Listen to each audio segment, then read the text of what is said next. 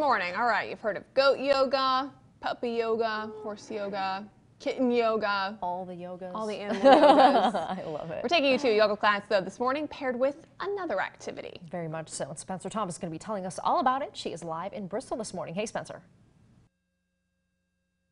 Hey, good morning, everyone. That's right. Like Megan said, all different types of yoga. But I can tell you one thing. You've probably never heard of this kind of yoga. And before we dive into the actual yoga aspect of this, we are here in Bristol at Yarn and Yoga, joined by Elissa, and you are the co-owner of this spot. And, you know, Elissa, tell me a little bit about what Yarn and Yoga here in Bristol is all about. It's such a unique combination. Yeah, it's a unique combination because there are 7 unique women that own the shop together. Right. And all of us love to do yoga, and 3 of us are yoga teachers.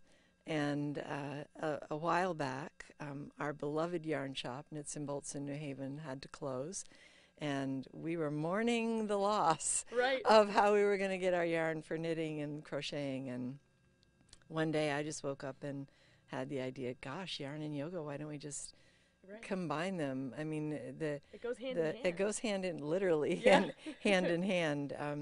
But there's so much about the process of creating a garment through knitting or crocheting, or just the feel of fiber or the color of fiber, that puts you in a mindful space and allows you to be with yourself in the same kind of ways that yoga and meditation do. Right. And it just all sort of clicked and fell into place together, and within just a matter of a couple of months, we found this place. We joined together, we opened the shop, and started having fun. And that's where we're at now. That's amazing. And earlier you told me that taking part in that activity is kind of like doing yoga with your fingers. It really is. I really like doing yoga with your fingers. Yeah. I mean, to a certain extent, you can have conversations while you're knitting, and maybe even watch television when you're knitting, but there's something about it that has a way of teaching you life lessons in a really quiet, inner way that's very, very parallel to the practice of yoga and meditation and those sorts of things. Yeah, that's so true. I would have never thought about that prior to seeing this, and now that I'm listening more, it's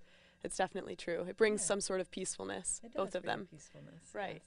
Well, thank you so much for having us here You're today. welcome. And we have a lot more to talk about, you guys. Coming up, we're going to be speaking about some of the other classes and programs they have right here at Yarn and Yoga in Bristol. But for now, we're live here with Elissa. Spencer Thomas, back to you guys.